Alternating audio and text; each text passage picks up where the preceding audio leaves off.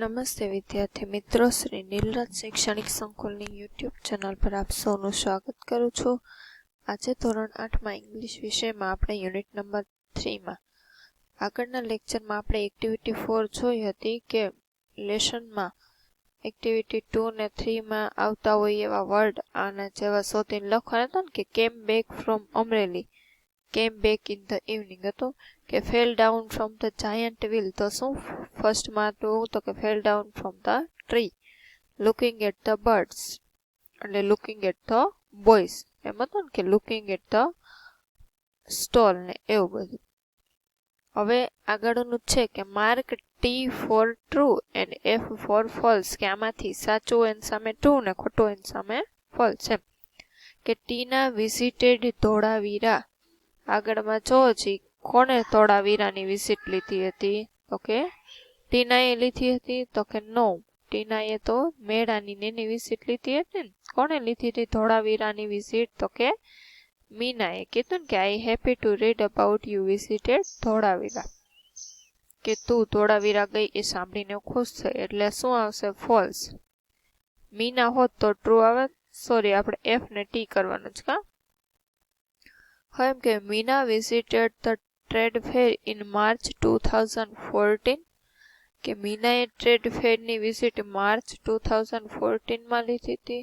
શું હવે ફોલ્સ. શેમાં એણે લીધી હતી તો કે જુલાઈમાં. જો I visited two different fair last month, એટલે એણે આ જુલાઈએ લેટર લખે છે એટલે જૂનમાં એણે લીધી હતી, માર્ચમાં લીધી હતી નહીં, એટલે શું આવશે false.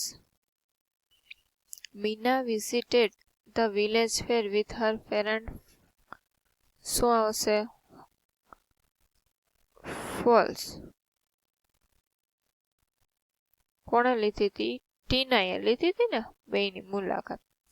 The trade fair was in Halol, કે ટ્રેડ ફેર છે તે હાલોલમાં હતો ફોલ્સ. ક્યાં હતો ટ્રેડ ફેર? વડોદરામાં હતો ને, વડોદરા. તેમાં પણ શું આવશે ફોલ્સ. મીના એટ જલેબીસ, કે મીનાએ જલેબી ખાધી. શું આવશે yes or no? Okay, I will stop નાઉ.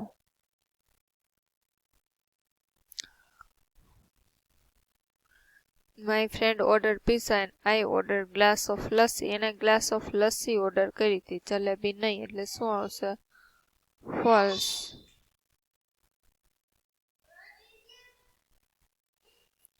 અહીંયા આપણે લેટર જોઈએ. કા Tina lives in town called Halol, is surround small village. હા, ટીનાએ નહોતી ખાધી, મીનાએ નહોતી ખાધી ને જલેબીસ.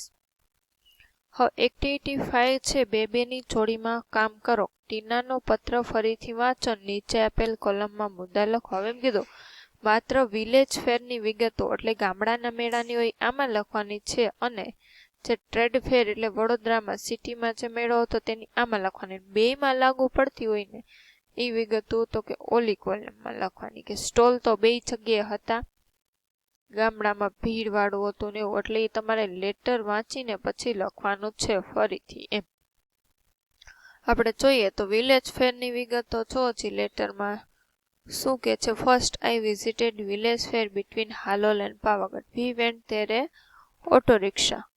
શું હતું ત્યાં? અહીંથી સ્ટાર્ટ કરવાનું. There is 2 small temples outside small village. અહીંયા 2 સ્મોલ ટેમ્પલ હતા. ત્યારબાદ શું હતું ત્યાં? ગ્રાઉન્ડ બિટવીન 2 ટેમ્પલ્સ, ત્યાં મેળો ભરાતો હતો. પછી there were many toy shop, sweet shop, colourful Bazar and house hold term, એવું હતું. પછી ઓલામાં શું હતું? After some days wall grow round full of stall, ત્યાં પણ હતી સ્ટોલ, બે જગ્યાએ હતી. ત્યાં શેની હતી? ટીવીની વિષયાની એવી બધી. Girls on the counter were well dress, કે સારા કપડાં પહેરી અને એની કહેવાય કે એડવર્ટાઇઝમેન્ટ કરતા હોય એવું હતું. બંનેમાં લાગુ પડતું આમાં ને વિલેજનું આમાં ને ટ્રેડ ફેરનું આમાં, બેમાં સેમ હોય. શું હતું તો કે સ્ટોલ બે જગ્યાએ હતા જ તે, ખાવાના ને એવા બધા સ્ટોલ તો બે જગ્યાએ હોય જ તે.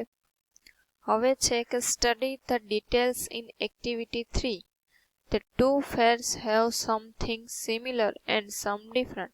કે બંને મેળામાં અમુક વસ્તુઓ સરખી હતી ને અમુક અલગ અલગ.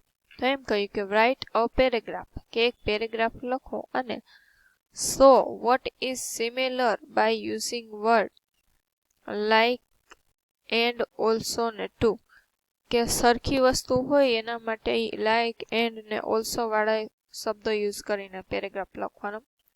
And so what is different by using the word but, કે અલગ લાગતું હોય એની સામે તો કે but કરીને લખવાનું. આપણે કહીએ કે there are a shop also, આપણે એમ કહીએ કે there is a food stall in village fair and there are a food stall in trade fair also, અથવા તો and કહી શકે. but there are no, કહ્યું તો કે ઇલેક્ટ્રોનિક ને જે શોપ હતી ને, કે there are no,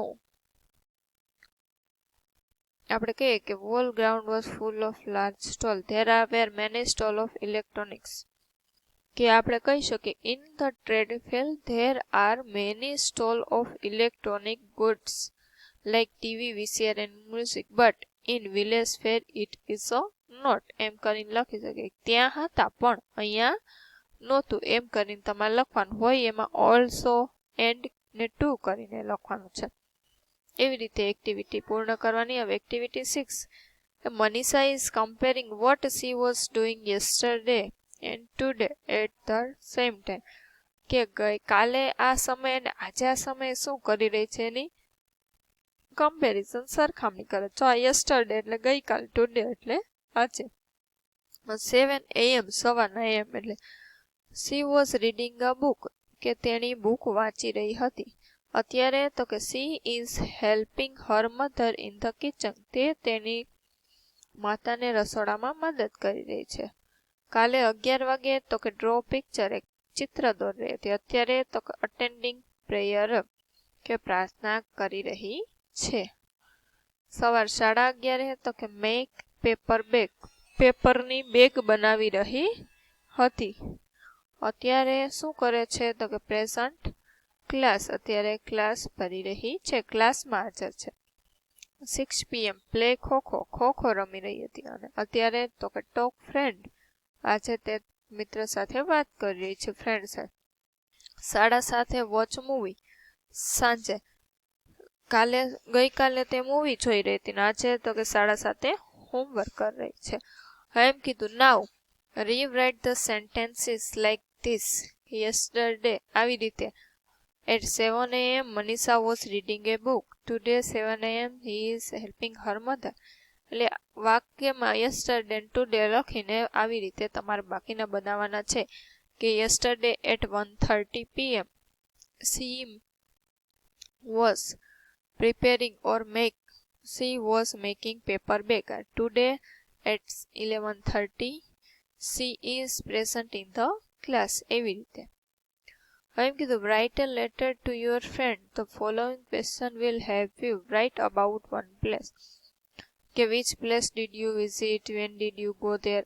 કે પત્ર લખવાનો છે આ પ્રશ્ન, એમાં તમને મદદરૂપ થશે. અહીંયા આવું પત્ર તમારે લખવાનો છે. જગ્યાએ છે એક્ટિવિટી 7, 6 તમારે કમ્પ્લીટ કરવાની છે. તો આ છે આપણું ચેપ્ટર છે 3 એ પૂર્ણ થાય છે. આગળના લેક્ચરમાં નવું ચેપ્ટર સ્ટાર્ટ કરશું. જય હિન્દ, જય ભારત, અસ્તુ.